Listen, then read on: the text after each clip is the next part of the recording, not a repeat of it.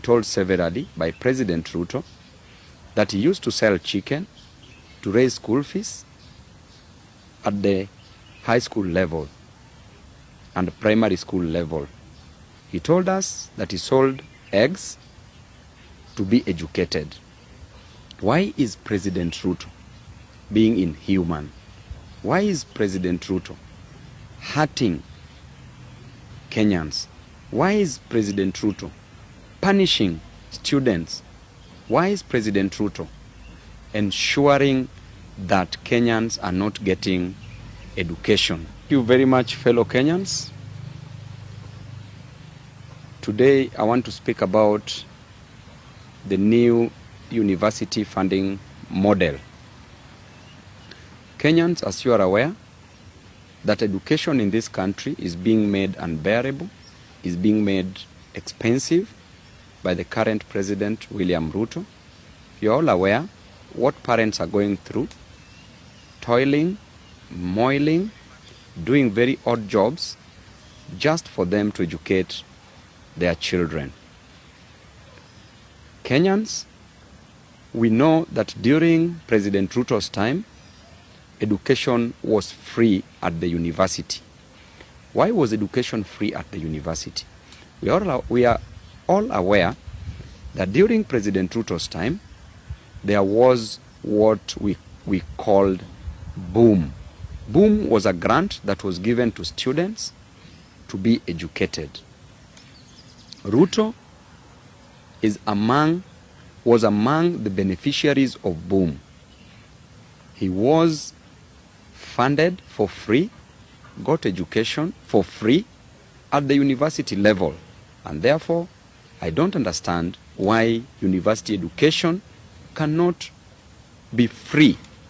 I don't understand why we must tax heavily the parents, children who are coming from very poor backgrounds, children who are going to drop out of university because of lack of fees. The current funding model is doing more harm to the poor parents, to the needy students who are supposed to join various universities. We know and we are aware, and we've been told severally by President Ruto that he used to sell chicken to raise school fees at the high school level and primary school level. He told us that he sold eggs to be educated. Why is President Ruto being inhuman? Why is President Ruto hurting Kenyans? Why is President Ruto punishing students? Why is President Ruto ensuring that Kenyans are not getting education, and also, for that matter, quality education? Ruto is today a president of the Republic of Kenya because of education. Were it not for education, he would have never come to Nairobi. Were it not for education, he would have never been a president. Were it not for education, he would have never also messed us up as a nation. So therefore, education has played an important role in Ruto's life. Why is Ruto killing education system in our country? As Babu Owino, I know the importance of education. I will do anything so that a child in this country gets education. So that a child that comes from Nyanza region, a child that comes from Mount Kenya region, a child that comes from Rift Valley region, a child that comes from Coast, Northeastern, Nairobi, a child that comes from Eastern gets education. And therefore, I will mobilize students across this nation, and I want to also speak to the student leaders just briefly. I want President Ruto to suspend and to scrap off, not even suspend, to scrap off this new funding model. As Babu Owino, knowing very well the importance of education, and it is because of education, that is why I am where I am. It is because of education, that is why I managed to come to Nairobi. It is because of education. That is why I studied. That is why I became a student leader. It is because of education. That is why I was elected as a member of parliament. And it is because of education that will make our children, the students, the comrades, make a difference in life. Education plays an important role in economic development. The role of education in building the economy of a state is by provision of new ideas, provision of the technical skills that is needed in every field.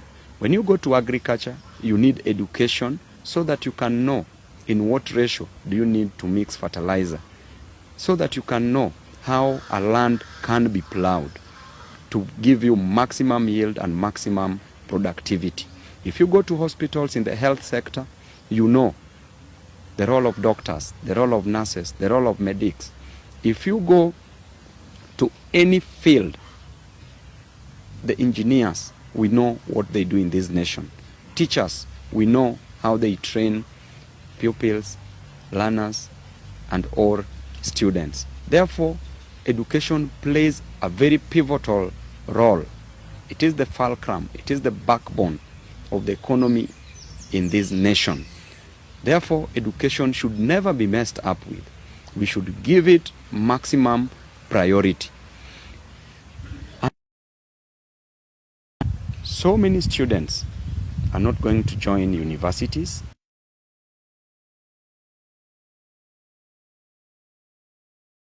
Money. This new funding model, we've seen the way it is working, and it is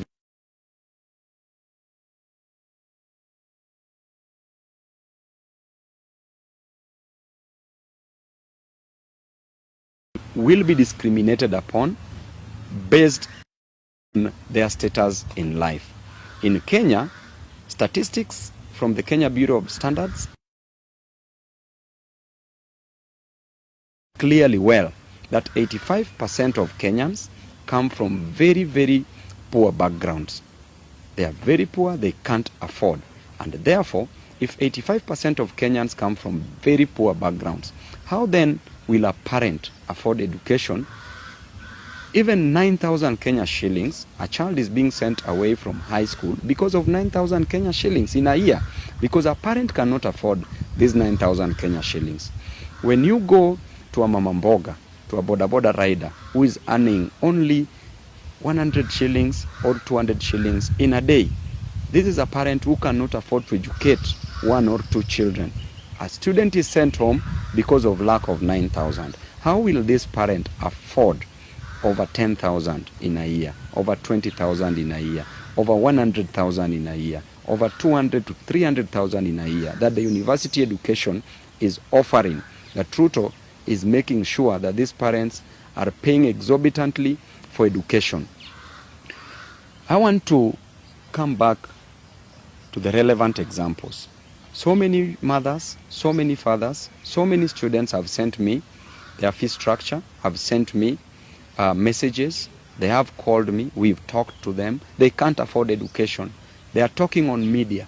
They are talking on social media. They are talking on both print and electronic media. And the message is simple, that they can't afford education. There was a mama mboga that was aired on TV the other day.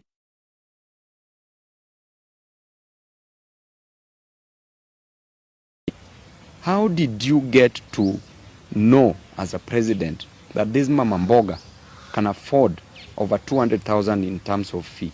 How did you know that a boda boda rider can afford over 50,000 as school fees? Ain't this a way of killing education in this nation? We probably know that you are punishing these students. Mr. Ruto, stop punishing these students. We are only asking for one thing, that you rescind any decision, you scrap off this new funding model. We know that it is these university students who are demonstrating together with other Kenyans, and you've come out, you want to punish them so that they don't get education. It is only this education that will make a difference in their lives. Therefore, give them this education. I'm calling upon all student leaders. I'm aware that at 2 p.m., President Ruto is meeting student leaders from various universities with the aim of bribing them so that they don't go on the streets to demonstrate against this new funding model. Universities should not be opened anytime soon until this new university funding model is scrapped off, because it is not working. Everybody in Kenya is poor. Over 85% of Kenyans are poor according to statistics. And therefore, you can't opt to say that they can afford fees so that you put them in different bands. So the band 5, the band 4s, any student that is going to be put in that band and they are poor, they can't afford that education. Therefore, any person that can afford education is not learning in Kenya. They are learning abroad. Their parents have made sure that they are getting access to education outside this country. Any person who is in a Kenyan public university or private university comes from a very humble background, comes from a very needy background. And therefore, the meeting that we are going to do at 2 p.m., I call upon the student leaders. The way you are going to attend those meetings, please do not mess with the future of this nation. Do not mess with the education of this nation. It is only that education that will help us from the shackles of bondage. It is only through education that we shall come from the jaws of poverty. It is only that education that is going to ensure that our children get that which they deserve in life. It is only through that education that the economy of this nation can be built in provision of money,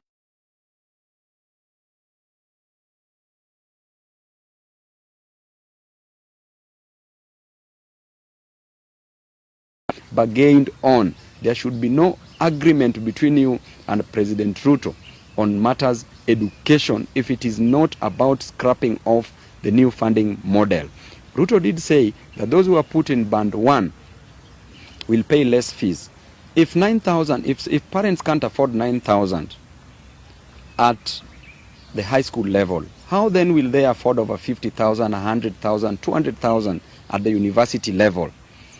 And therefore, President Ruto, let's go back to the old funding model where there was HELB, Higher Education Loans Board, where a student having passed examination was being called to the university. They were being given help. They get educated. Then after that, they were paying for these loans after their education. Let us not mess the over 200,000 students, over 100,000 students who are not capable of joining universities. And for those who are going to join, they are going to drop out because in one way or the other, they are not going to afford this fee moving forward. Student leaders, it is my prayer to you, together with the students. I know universities are coming back in September. There are those who are joining now, this week, next week, for the first years. I urge you all to hold peaceful demonstrations in all universities in Kenya, both public and private, and also in colleges. Please hold peaceful demonstrations. Let it not be once, let it not be twice, let it be almost on a daily basis so that this new funding model will be scrapped off. We've given sufficient time to President Ruto to rescind this decision, but he has refused. He's busy calling student leaders in State House to bribe them. Refuse this, reject this in totality, occupy the streets, come out in large numbers, fight for your own rights, fight for your own life. And I believe that you are going to achieve it. If we made it in the finance bill, if we made sure that the finance bill wasn't signed by Ruto, we can make sure that this university funding model is scrapped off. So comrades, I'm with you in this war. We shall fight together. We shall win this. Ruto is only one person with a few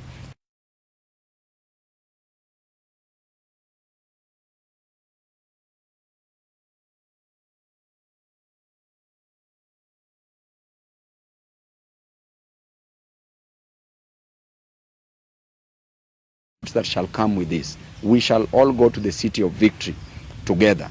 Let us do it once again. Student leaders, after State House, plan for demonstrations across universities in this country. Of course, peaceful demonstrations. Thank you and God bless you all. On that note, I also want to talk about the issue of the teachers' strike. The teachers who are striking have a right to strike. These teachers are not being paid sufficient salaries, yet Kenya has money, yet the president is taking loans day and night, yet the president is collecting taxes, revenue is streaming in to a tune of 5.1 billion Kenya shillings per day.